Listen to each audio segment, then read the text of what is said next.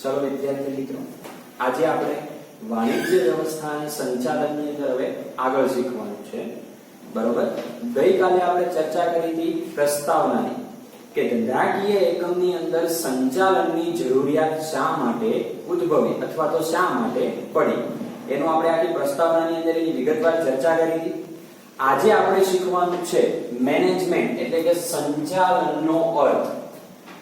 આજે આપણે શરૂ કરવા જઈ રહ્યા છીએ પહેલો પ્રશ્ન, સંચાલન એટલે શું?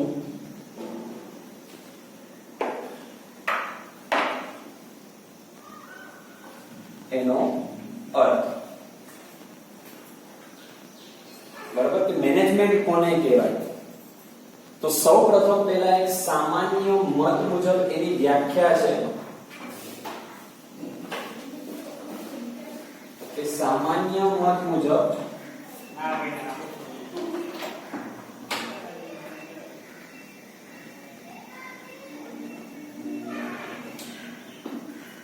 કે સંચાલન એટલે સંચાલનના જે આપણે ગઈકાલે 5 કાર્યો કીધા હતા એ આયોજન,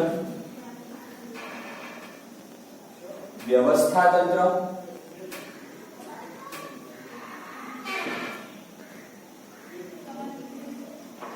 કર્મચારી વ્યવસ્થા,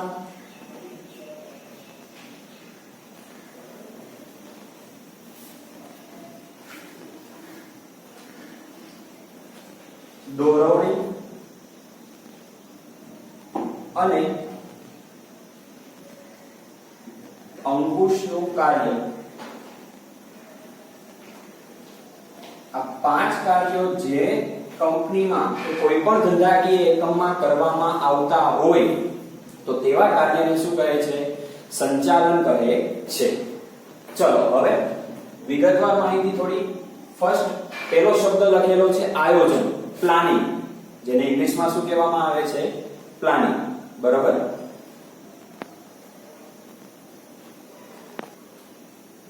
બરાબર. પહેલો શબ્દ લખેલો છે આયોજન.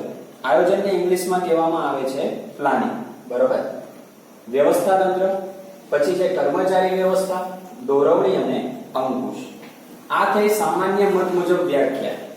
હવે એક સંચાલન શાસ્ત્રી આવે છે જેનું નામ છે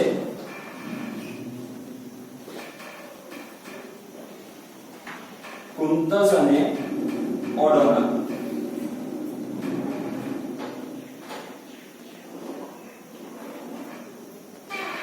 બંને સંચાલન શાસ્ત્રીઓ અલગ અલગ છે. એક સંચાલન શાસ્ત્રીનું નામ છે કુંતસ અને બીજા સંચાલન શાસ્ત્રીનું નામ છે ઓડોનલ.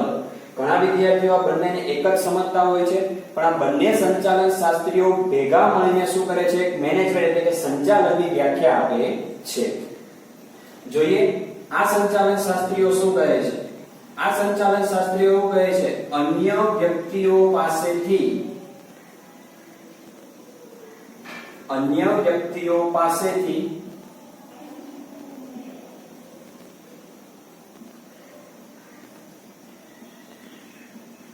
કામ મેળવવાની કળા,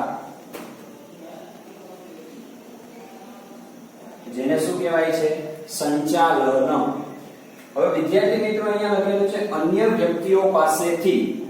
હવે પહેલી વસ્તુ કે આપણે કોઈ કંપનીનું સંચાલન કરવું હોય તો આપણી પાસે ડિગ્રી હોવી જોઈએ MBA ની degree, master of business administration.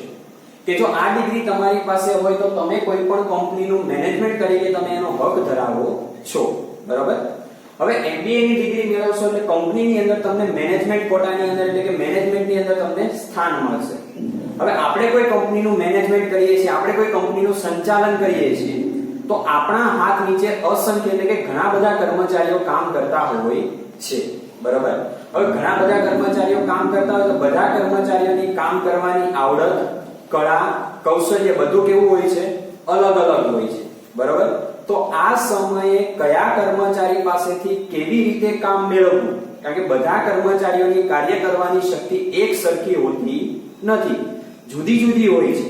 બરાબર. અમુક કર્મચારીઓ ઝડપથી કામ કરતા હોય, અમુક કર્મચારીઓની ઝડપ ઓછી હોય. તો આવા સમયે એ કર્મચારી પાસેથી કેવી રીતે કામ મેળવવું એની જે બુદ્ધિપૂર્વકની વિચારણા છે એને શું કહેવાય છે?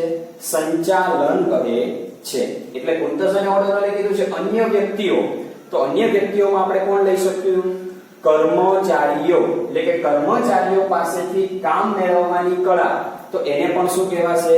સંચાલન, એટલે કે એને મેનેજમેન્ટ કહેવાય છે. બરોબર. ચલો એના પછી આપણે જોઈએ છીએ હજી એક સંચાલન શાસ્ત્રી આવે છે જેનું નામ છે લિવિંગસ્ટન.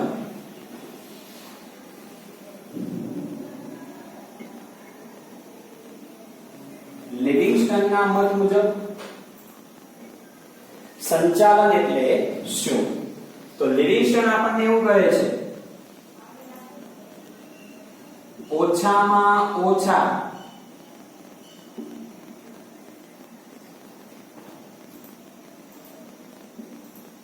સમયે અને ખર્ચે,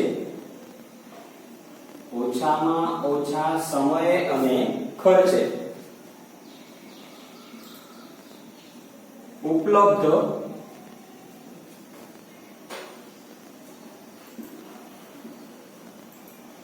સાધન સંપત્તિનો ઉપયોગ કરીને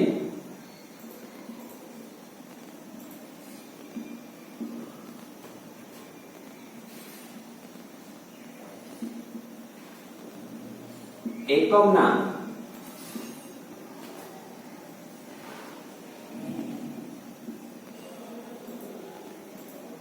નિર્ધારિત હેતુ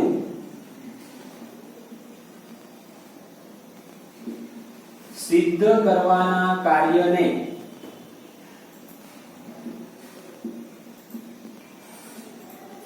સંચાલન કહે છે.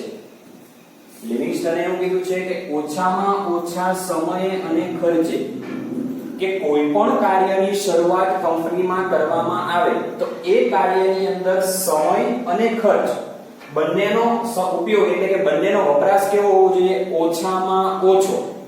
બીજું કીધું છે ઉપલબ્ધ સાધન સંપત્તિનો ઉપયોગ કરીને કે એ કાર્યને પૂરું કરવા માટે કંપની પાસે જે પણ સાધન સંપત્તિ છે તો એ સાધન સંપત્તિનો ઉપયોગ કરીને એકમના નિર્ધારિત હેતુ એટલે નક્કી કરેલા હેતુ સિદ્ધ કરવાના કાર્યને શું કહે છે?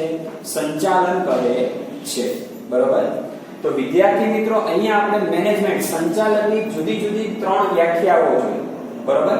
હવે ખાસ અહીંયા ધ્યાન રાખો પહેલી વસ્તુ કે પરીક્ષાની અંદર 1 માર્ક્સમાં એવો પ્રશ્ન પૂછાય કે સંચાલન એટલે શું, તો તમે આ કોઈ પણમાંથી એક વ્યાખ્યા લખી શકો, કુંતસ અને ઓર્ડરનર વાળી અથવા તો લિવિંગસ્ટનના મત મુજબ. આ તો સામાન્ય મત મુજબ છે, આ વ્યાખ્યા લખવાની નથી. આ ખાલી આપણે માહિતી માટે શું કરેલી છે? યાદ રાખવાની છે. બીજી વસ્તુ, તમને સ્પષ્ટ એવો પ્રશ્ન પૂછે લિવિંગસ્ટનના મત મુજબ સંચાલન એટલે શું, તો કમ્પલસરી વિદ્યાર્થી મિત્રો તમારે આ જ વ્યાખ્યા લખવી પડે. કારણ કે આગળ શું છે? સંચાલન શાસ્ત્રીના નામનો ઉલ્લેખ કરેલો છે, તો આપણે એ પ્રશ્નની અંદર એનો જે જવાબ છે એ જ લખવાનો રહેશે. બરોબર. ચલો એના પછી હવે એક બીજા સંચાલન શાસ્ત્રી આવે છે ડોક્ટર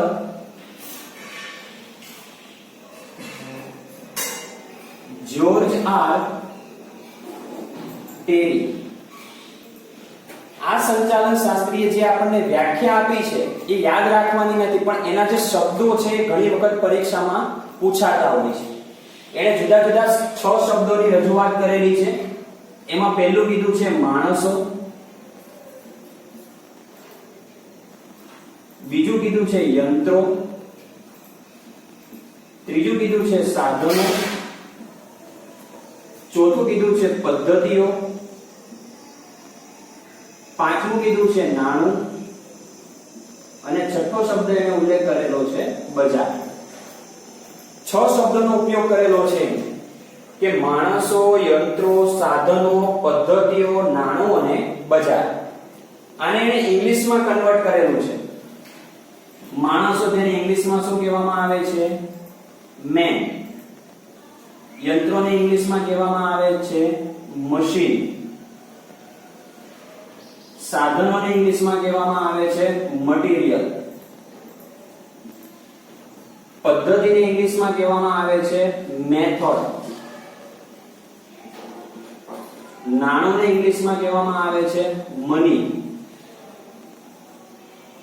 અને બજારને ઇંગ્લિશમાં કહેવામાં આવે છે માર્કેટ. આ 6 શબ્દો થયા.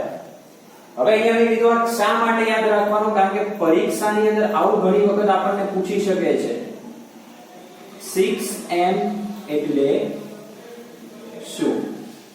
વ્યાખ્યા બહુ ઓછી પૂછાય છે, પણ આ પૂછી શકે 6M એટલે શું?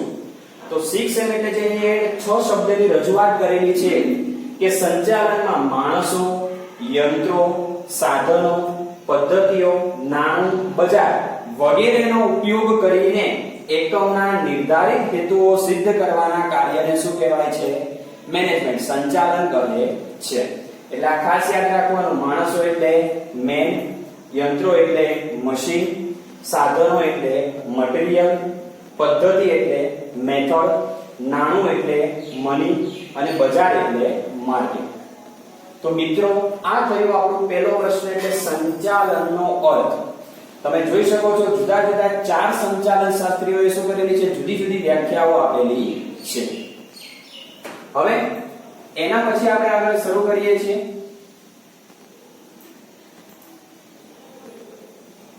સંચાલનના લક્ષણો. બરાબર, લક્ષણો જેને બીજા શબ્દોમાં આપણે કહી શકીએ છીએ સ્વરૂપ. બરાબર, લક્ષણોને બીજા શબ્દોમાં શું કહેવાશે? સ્વરૂપો. એટલે ઘણી વખત પ્રશ્ન પણ ફેરવીને પૂછે સંચાલનનું સ્વરૂપ સમજાવો અથવા તો સંચાલનના લક્ષણો સમજાવો. બંનેનો મીનિંગ શું થાય? એક જ થાય. બીજી વસ્તુ, આ પ્રશ્ન છે પ્રથમ પરીક્ષા માટે IMP છે. કઈ પરીક્ષા માટે? પ્રથમ પરીક્ષા માટે. કે પ્રથમ પરીક્ષા માટે આ પ્રશ્ન 5 ગુણમાં પૂછાય છે. કેટલા ગુણમાં? 5 ગુણમાં. પ્રશ્ન આખો આવો હશે: સંચાલનનો અર્થ આપી સંચાલનના લક્ષણો સમજાવો. સંચાલનનો અર્થ આપી સંચાલનના લક્ષણો સમજાવો. બરોબર. ચલો હવે વિદ્યાર્થી મિત્રો સંચાલનના લક્ષણો જોઈએ. એ લક્ષણોની અંદર પહેલો છે હેતુલક્ષી પ્રવૃત્તિ.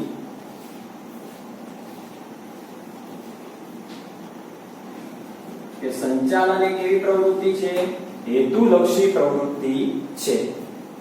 હેતુ એટલે એને શું કહેવાય? તો હેતુ એટલે ધ્યેય. હેતુને બીજા શબ્દોમાં શું કહેવાય છે? ધ્યેય. બરાબર, કારણ કે સંચાલનની જે પ્રક્રિયા છે એ શેના માટે થાય છે? નક્કી કરેલા ધ્યેયો સિદ્ધ કરવા માટે કરવામાં આવે છે. એટલા માટે સંચાલનને કેવી પ્રવૃત્તિ કીધી છે? ધ્યેયલક્ષી પ્રવૃત્તિ કહેલી છે. હવે આ ધ્યેય બે પ્રકારના હોય. ધ્યેય પાછા કેટલા પ્રકારના હોય? બે પ્રકારના. લાંબા ગાળાના પણ ધ્યેયો હોય અને ટૂંકા ગાળાના પણ ધ્યેયો હોય. એટલે કે અમુક ધ્યેયો, અમુક હેતુઓ એવા હોય જે લાંબા સમયગાળે સિદ્ધ કરી શકાતા હોય, અમુક ધ્યેયો એવા હોય જે ટૂંકા ગાળે સિદ્ધ કરી શકાય છે. તો આ લાંબા ગાળાના અને ટૂંકા ગાળાના હેતુઓને સિદ્ધ કરવા માટે કોની જરૂર પડે છે? સંચાલન એટલે કે મેનેજમેન્ટ તમારે કરવું પડે. કે હેતુઓને સિદ્ધ કરવા હોય, સંચાલન કરવું હોય તો આ સંચાલનના 5 કાર્યોને ક્રમમાં અનુસરવા પડે. સૌપ્રથમ આયોજન કરવું પડે. આયોજન થઈ ગયા પછી વ્યવસ્થા તંત્રનું માળખું રચવું પડે.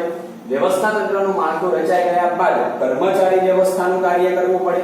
કર્મચારી વ્યવસ્થાનું કાર્ય કર્યા બાદ કર્મચારીઓને દોરવણી એટલે કે માર્ગદર્શન આપવું પડે. અને માર્ગદર્શન આપ્યા બાદ એના ઉપર આપણે શું કરવું પડે? અંકુશ રાખવો પડે. એટલા માટે અહીંયા પહેલું લક્ષણ આપણને કીધું છે કે સંચાલન એ હેતુલક્ષી પ્રવૃત્તિ છે. બરાબર. ચલો બીજા નંબરનું લક્ષણ આપણે જોઈએ.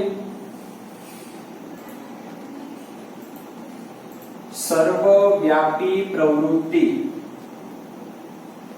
સર્વવ્યાપી પ્રવૃત્તિ. બરાબર. હવે અહીંયા શબ્દ લખેલો છે સર્વ. એટલે સામાન્ય આપણને એવું સમજાય છે કે સર્વ એટલે બધી જગ્યાએ, સર્વ એટલે બધી જગ્યાએ. તો સંચાલન એ એવી પ્રવૃત્તિ છે જે કોઈ પણ ક્ષેત્ર હોય, કોઈ પણ ક્ષેત્ર, એ સામાજિક ક્ષેત્ર હોય,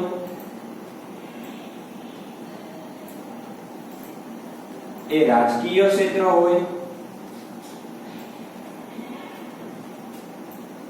પછી એ શૈક્ષણિક ક્ષેત્ર હોય, કે પછી એ લશ્કરી ક્ષેત્ર હોય.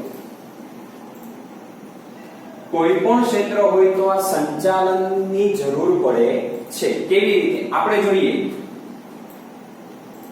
શૈક્ષણિક ક્ષેત્ર, શૈક્ષણિક એટલે કે જે શિક્ષણ મેળવવાનું જે સંસ્થા હોય છે એને શું કહેવાય? શૈક્ષણિક ક્ષેત્ર કહેવાય. બરાબર. અહીંયા આપણે લઈ શકીએ છીએ સ્કૂલનું ઉદાહરણ, કે કોઈ પણ સ્કૂલ હોય તો એને ચલાવવા માટે આખું એક શું હોય છે?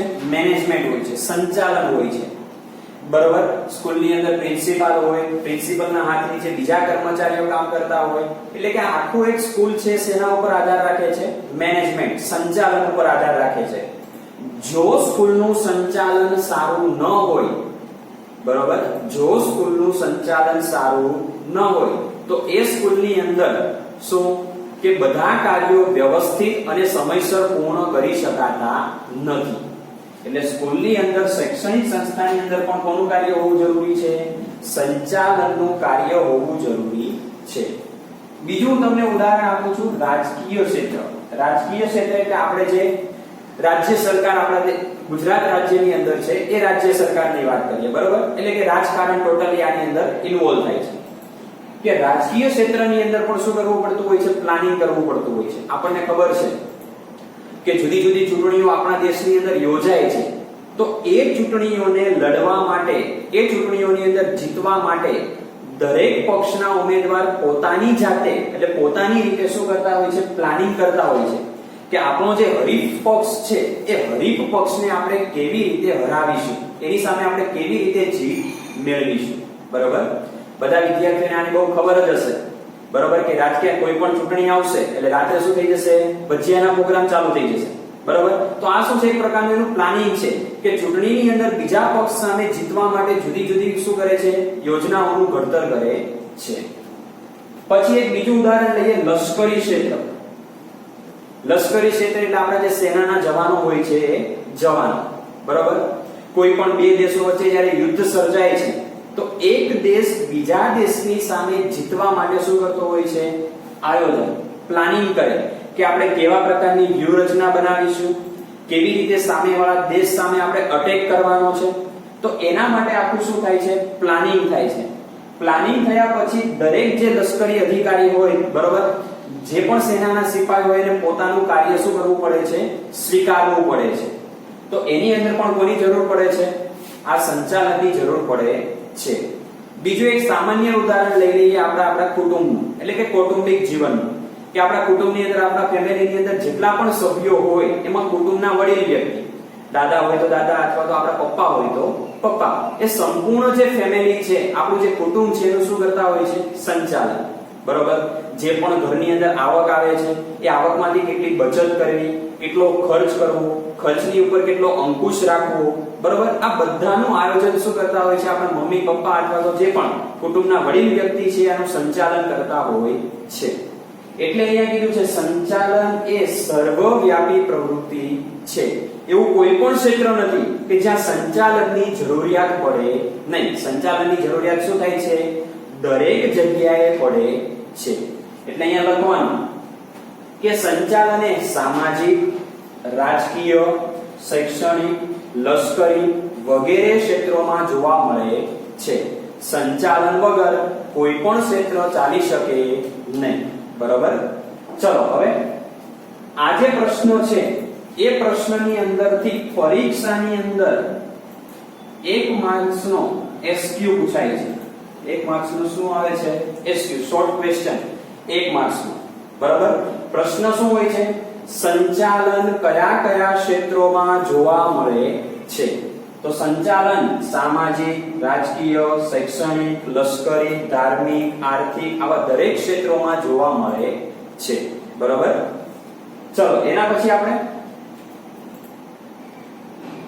ત્રીજા નંબરનો પોઈન્ટ સમજીએ છીએ,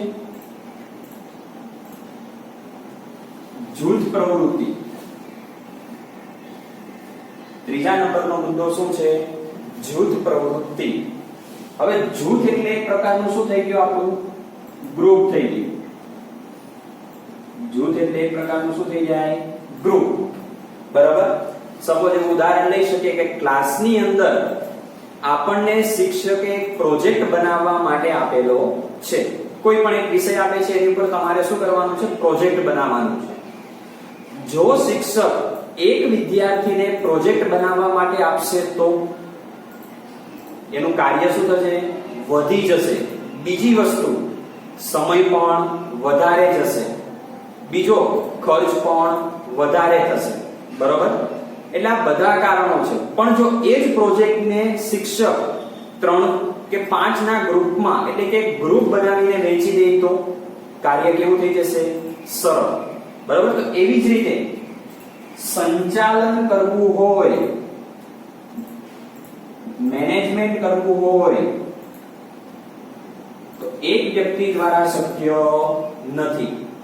મેનેજમેન્ટ, સંચાલન કરવું હોય તો એક વ્યક્તિ દ્વારા શક્ય નથી. કોઈ પણ કંપની લઈ લો, કોઈ પણ ધંધાકીય એકમ લઈ લો, મેનેજમેન્ટ કરવા માટે એક કરતા વધારે વ્યક્તિઓનું શું હોય છે? ગ્રુપ હોય છે. અને એ ગ્રુપ શું કરતા હોય છે? જુદા જુદા નિર્ણયો લેતા હોય છે. દરેક ગ્રુપની અંદર શું થાય? ચર્ચા વિચારણા થાય કે કેવી રીતે સંચાલન કરવાનું છે, સંચાલનની અંદર કેવા પ્રકારના નિયમો લેવાના છે, કેવા પ્રકારના હેતુઓ સિદ્ધ કરવાના છે. આ બધી ચર્ચા શું થાય છે? આ ગ્રુપની અંદર થાય છે, એક જૂથમાં થાય છે. અને જો સંચાલનની અંદર જૂથ હશે તો સંચાલનનું કાર્ય અને નિર્ણયો લેવાનું કાર્ય પણ કેવું બને છે? સરળ બને છે. એટલે સંચાલન એક વ્યક્તિ દ્વારા શક્ય નથી, કારણ કે એની ઉપર જે છે ભાર શું થશે? વધી જશે. એટલા માટે સંચાલનને શું કીધું છે? જૂથ પ્રવૃત્તિ કીધી છે. બરોબર. ચલો એના પછી આપણે જોઈએ ચોથા નંબરનો પોઈન્ટ,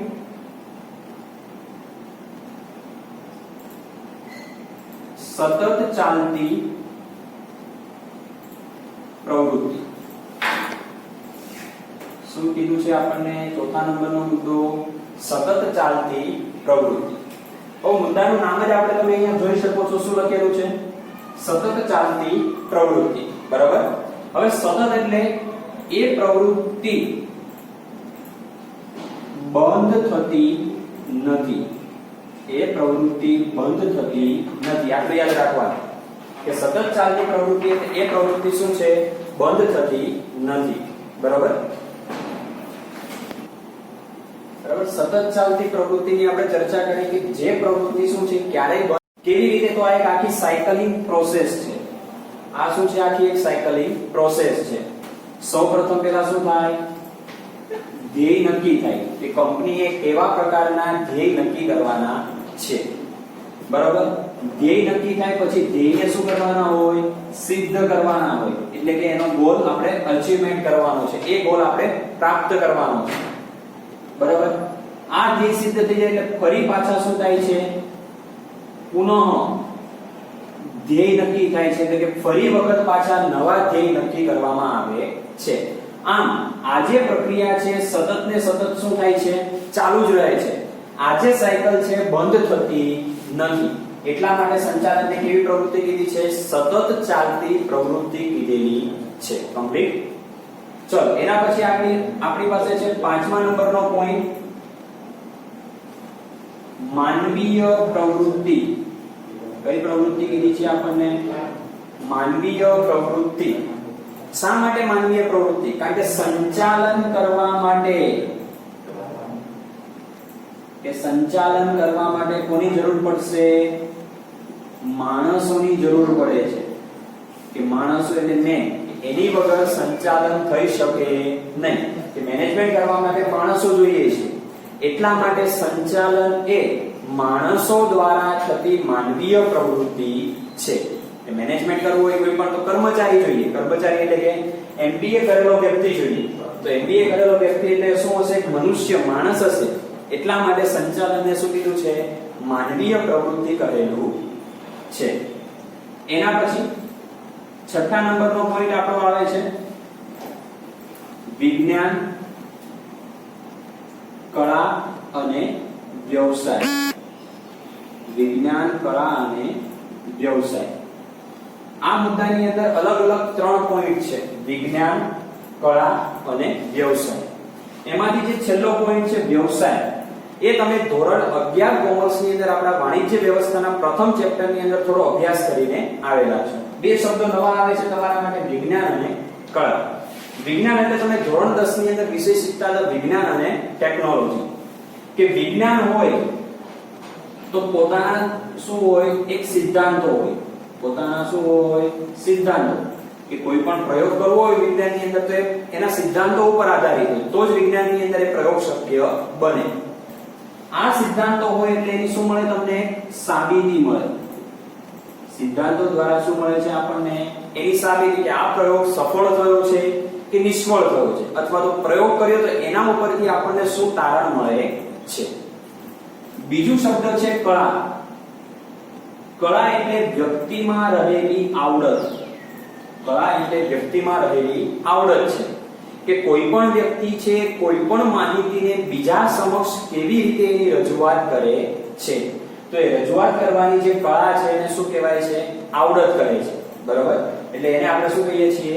કળા. અને ત્રીજો શબ્દ આપણી પાસે છે વ્યવસાય.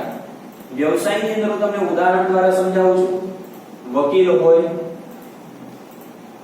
ડોક્ટર હોય કે શિક્ષક હોય, કે આ ત્રણે જે પ્રવૃત્તિ છે વ્યવસાયની પ્રવૃત્તિ છે. દાખલા તરીકે વકીલ છે તો વકીલ છે સમાજના લોકોની સેવા કરે છે, પણ સેવાના બદલામાં સમાજના લોકો પાસેથી આ ત્રણે વ્યક્તિઓ શું કરે છે? ફી સ્વરૂપે વળતર મેળવે છે. એ જ રીતે ડોક્ટર લઈ લો, ડોક્ટર પણ સમાજના લોકોની સેવા કરે અને સમાજના લોકો પાસેથી શું કરે? ફી સ્વરૂપે વળતર. શિક્ષક પણ સમાજના લોકોને શું કરતા હોય છે? જ્ઞાન આપતા હોય છે, અને એ જ્ઞાનનો લાભ સમાજને મળે છે અને બદલામાં એની પાસેથી શું મેળવે છે? ફી મેળવે છે. હવે વિદ્યાર્થી મિત્રો, આ જે 2 પોઈન્ટ છે કળા અને વ્યવસાય, આ બંને હજી આપણે આની પછીનો પ્રશ્ન આવશે એની અંદર હજી ડિટેલ પૂર્વક માહિતી મેળવવાની છે. અહીંયા તો શું છે? માત્ર આપણને એક ટોપિકની અંદર એની માહિતી છે. હવે વિદ્યાર્થીઓ, આપણને એવું થાય કે આ મુદ્દાને કેવી રીતે યાદ રાખવા? તો આ મુદ્દાને યાદ રાખવા માટે આપણી પાસે એક ચાવી છે. ચાવી યાદ રાખવાની તમારે. એ ચાવી છે હે સર્વ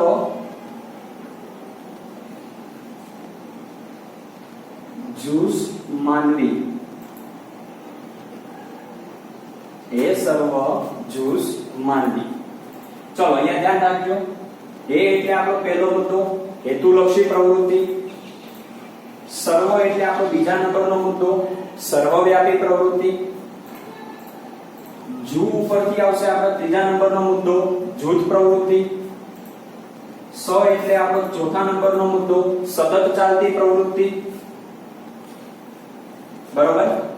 મ ઉપરથી આવશે માનવીય પ્રવૃત્તિ, અને વી ઉપરથી આવશે આપણે વિજ્ઞાન, કળા અને વ્યવસાય. હજી આપણો એક અહીંયા મુદ્દો બાકી રહી જાય છે ન. બરાબર?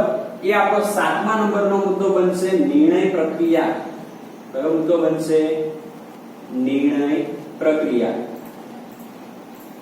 કે સંચાલન કરવું હોય તો સંચાલનની અંદર આપણે સતત ને સતત શું કરવા પડે છે? સંચાલકે નિર્ણય લેવા પડે છે. શું કરવું પડે? સંચાલકે સતત ને સતત નિર્ણય લેવા પડે છે. નિર્ણય લીધા વગર સંચાલનનું કાર્ય થઈ શકે નહીં. બરોબર? કે કોઈ પણ કાર્ય આપણે કરવું હોય તો એ કાર્ય માટે આપણે વિચારણા કરવી પડે. ડાયરેક્ટ આપણે ડિસિઝન લઈ શકીએ નહીં. એટલા માટે અહીં આગળ આપણે મુદ્દો જોયો જૂથ, કે ગ્રુપની અંદર પહેલા શું થાય? નિર્ણયો લેવા માટેની ચર્ચા થાય અને બધા ભેગા મળીને ચર્ચા કરે, પછી એમાંથી યોગ્ય નિર્ણય લેવાય છે. બરાબર? એટલે અહીંયા જે 7મા નંબરનો મુદ્દો છે નિર્ણય પ્રક્રિયા, કે સંચાલન કરતા સંચાલકે સતત ને સતત શું કરવા પડે છે? નિર્ણય લેવા પડે છે. તો વિદ્યાર્થીઓ, આજે આપણો આ 5 માર્ક્સનો પ્રશ્ન કમ્પ્લીટ થયો. સંચાલનનો અર્થ આપી સંચાલનના લક્ષણો સમજાવો.